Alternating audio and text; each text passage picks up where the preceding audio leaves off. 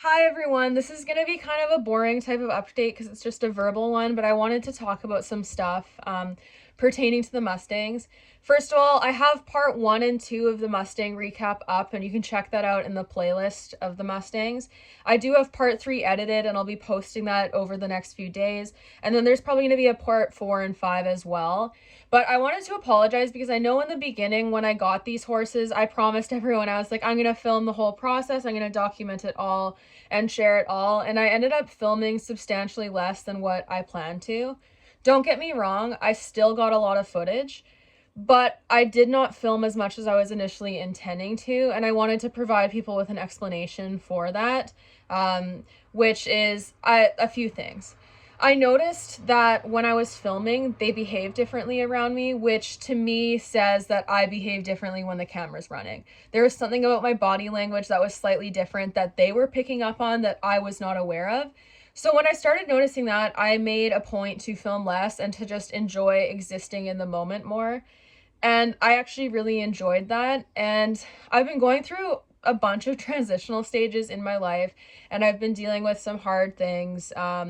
And for me, like working with them, I really started to enjoy listening to like mental health podcasts and like self-improvement podcasts while I was working with them, and I couldn't film at the same time as doing that.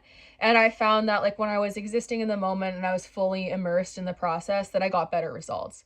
So that made it difficult to kind of balance that out with filming. And then since I was also having some mental health struggles throughout this process, it did dampen and slow down how much work I was able to put into them because I didn't want to push myself too hard.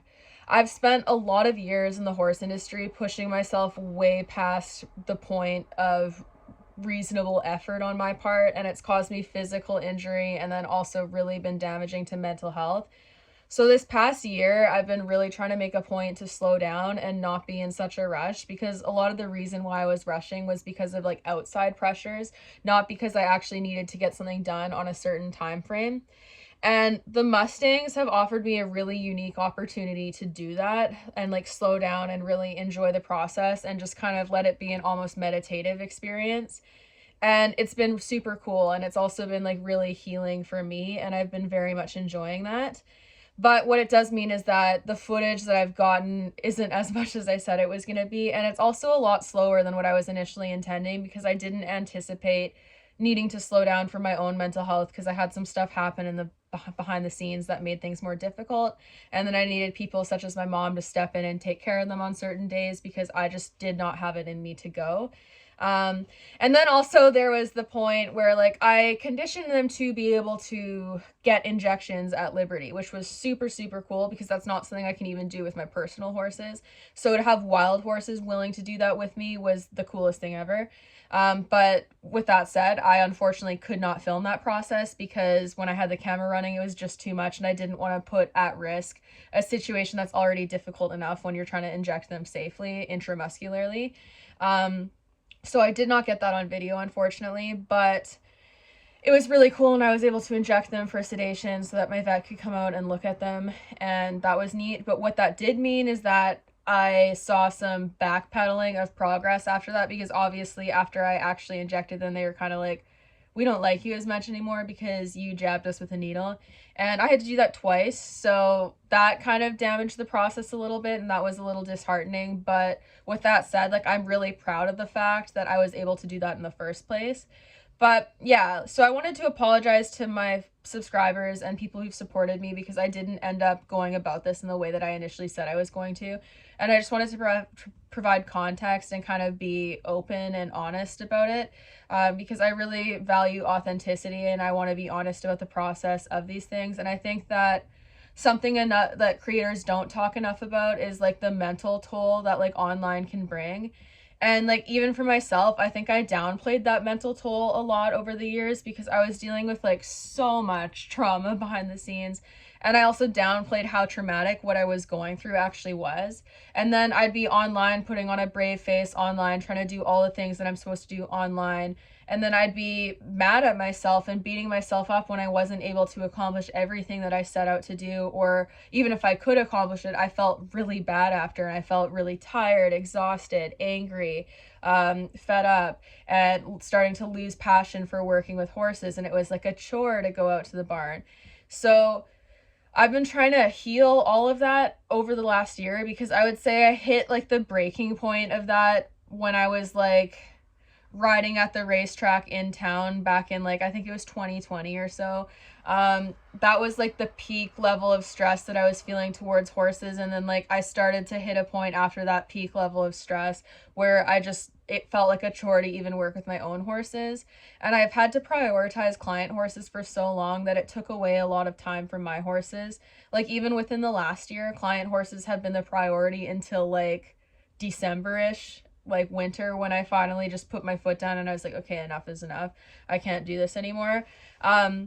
And I've been it's been really nice to actually prioritize and put the most time into my horses and to start using different revenue streams to make up for what I was getting from clients. So like my online store, my book, doing online webinars, and doing training in a way where it's more accessible and cheaper for the people participating, but also easier for me to offer and still allow time for my own horses. Because for the last several years, I've had to put my own horses in the back seat and not really focus on them as much because I needed to focus on what was paying me. And that really sucked. And it robbed me of a lot of joy for what I was doing. So now I've just been focusing on slowing down and kind of just letting things be as they are and going slow.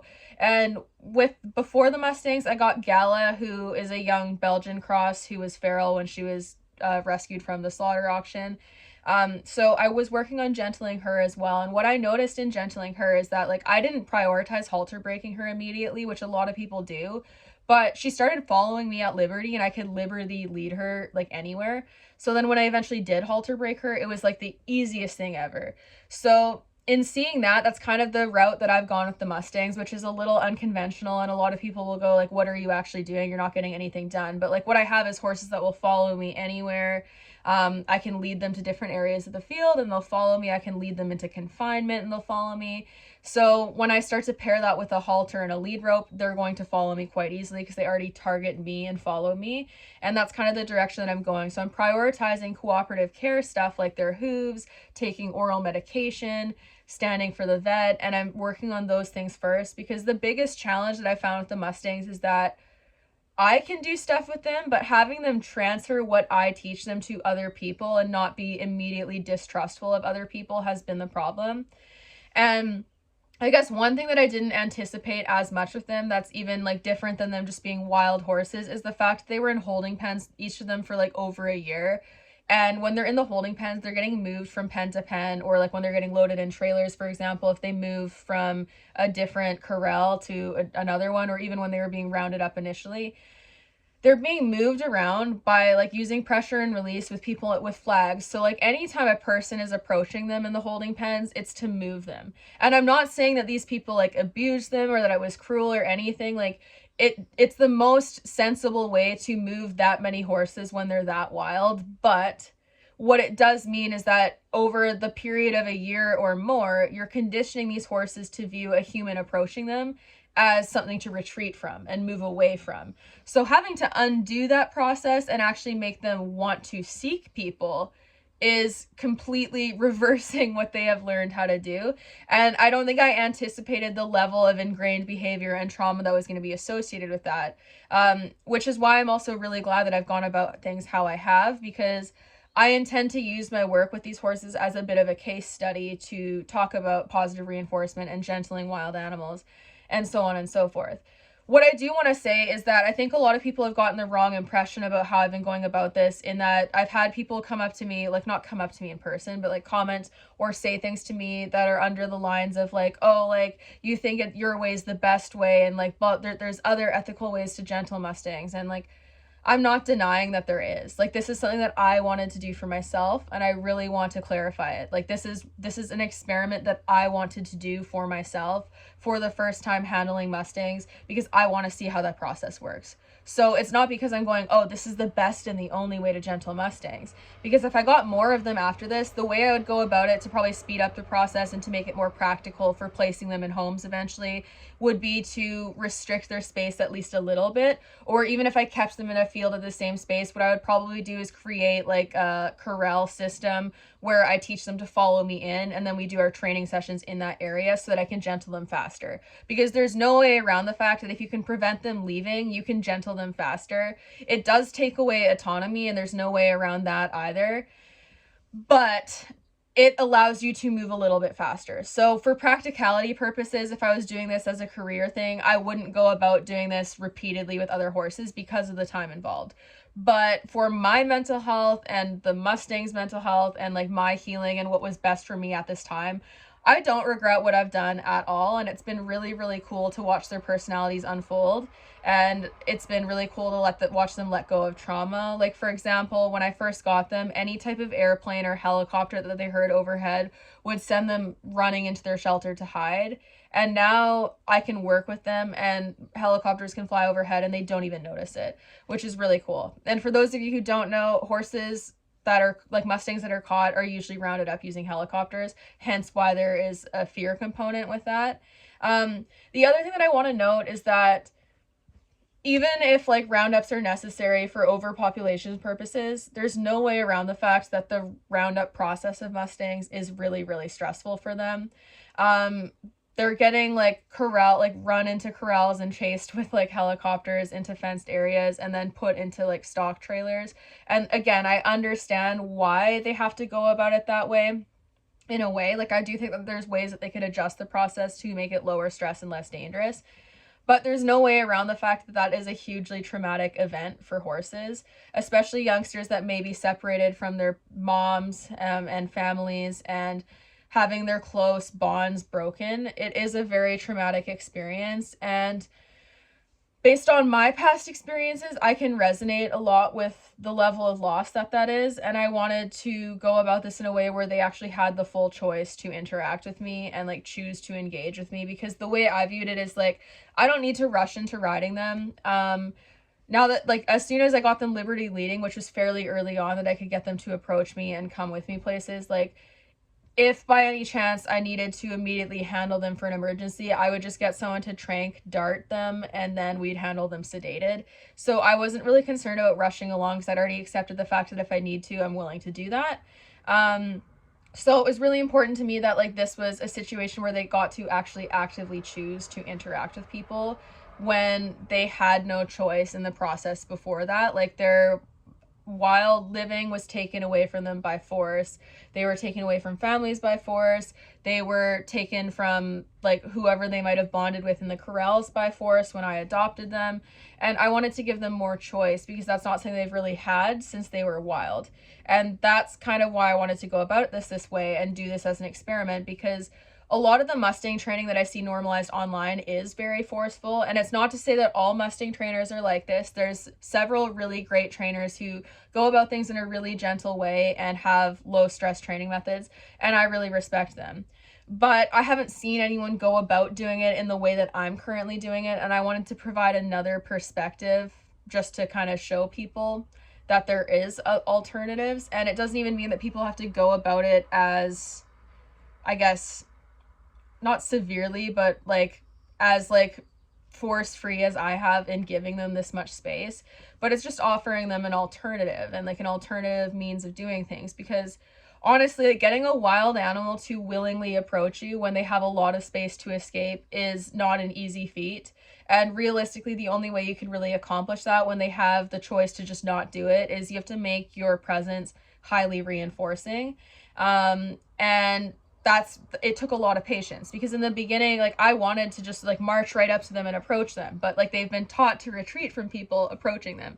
So I had to go against like all of my instincts and my desires and my wants, and I had to do what was best in the moment and really temper my patience. And then when I was able to start shaping with them, I had to be really, really slow, because if I shaped too fast and I scared them, then especially in the beginning, it was like a write-off of a session, because if I spooked them, they'd just be like, screw you, we're not coming back.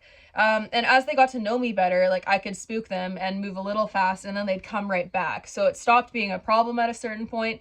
But in the beginning, I had to be really meticulous about the shaping process. So I think for me, it's been a highly educational experience, because I've been able to learn how to be really conscious of my body movement and like really, really slow shaping steps to really make sure that this happens in the best way possible. Otherwise, they just had no desire to be around me if I moved too fast. So it's really demanded from me a level of patience that I haven't had to have in any other aspect of horsemanship, especially since I grew up training traditionally and pushing things way faster than I should have.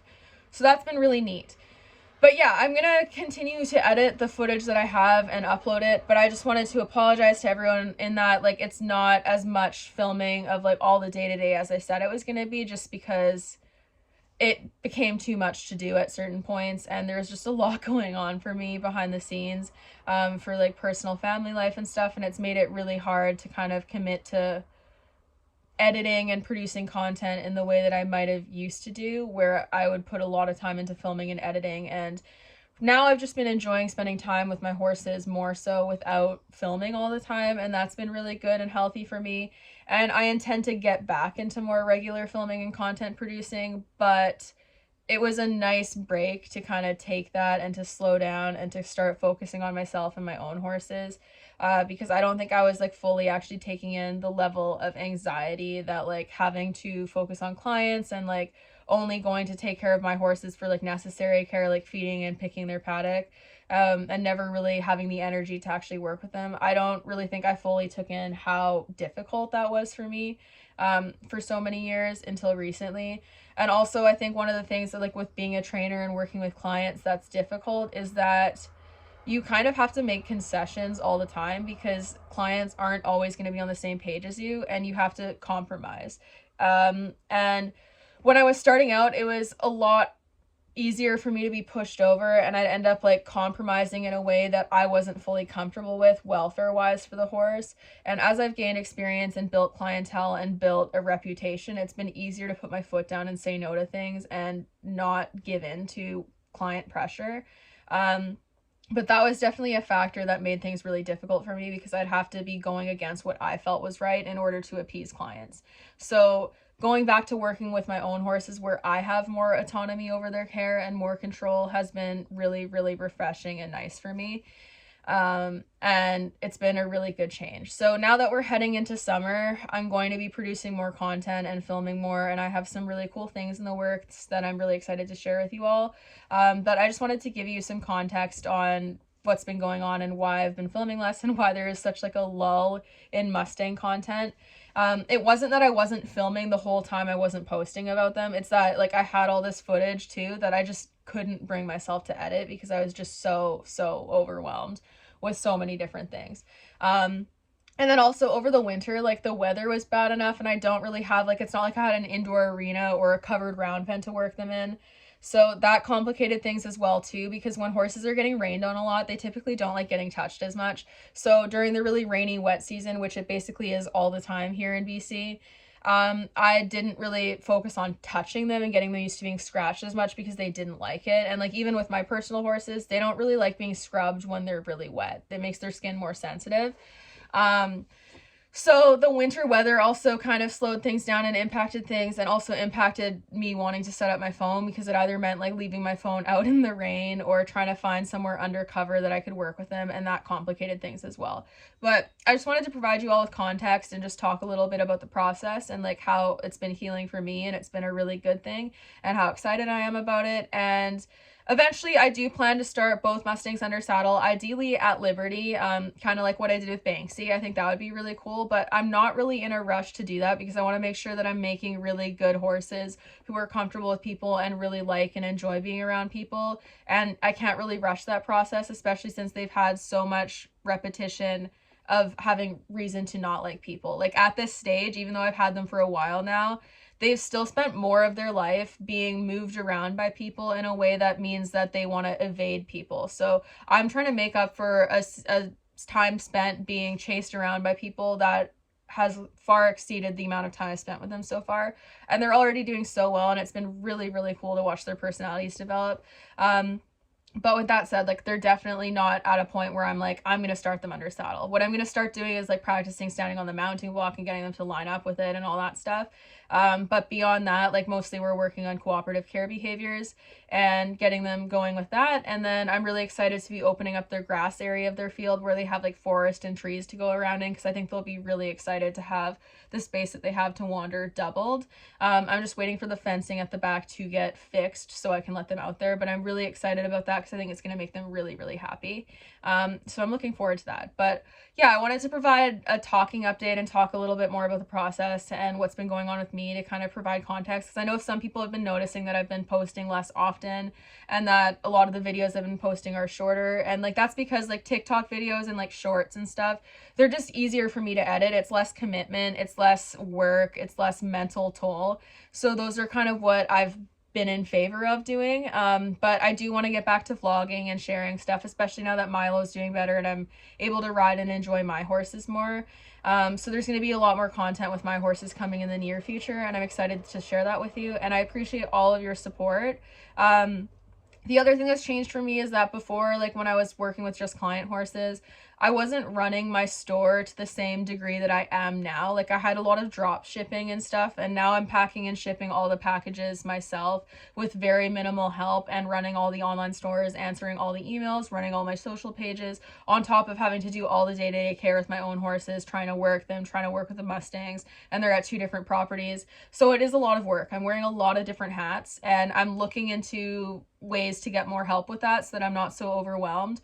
But that part of my life has changed a lot, and it's been really, really stressful as well. And it's also been a learning curve because I'm not a business person. So I've had to learn a lot of new things, and it's been really, really stressful to deal with because it's not something I've been experienced with. And I don't really have a lot of mentors to like teach me and like console me and like tell me what's the normal part of the process, or like if I'm doing well.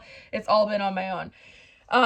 So yeah, it's been a time, but there's a lot of cool things in the works that I'm excited to share about. For those of you who are interested in supporting my content and seeing like tutorials and behind the scenes stuff, I'm posting a lot of my training tutorials to Patreon now. I post some short ones to YouTube and TikTok sometimes, but the in-depth tutorials are going on my Patreon page, which you can check out at the link down below in the bio. You can also check out my store page where you can buy these hats. They're satin lined and they come in a lot of different colors. The satin lining, it just helps protect your hair, and it's been excellent for curly hair and like keeping my hair nice and soft and not destroying it. Then I also have these sleeveless shirts that are now in stock, and a bunch of other stuff on my store along with like the bridles and whatnot, so you can check that out at the link down below as well. And I also have webinars and training help on my page for anyone who wants like in-depth training help.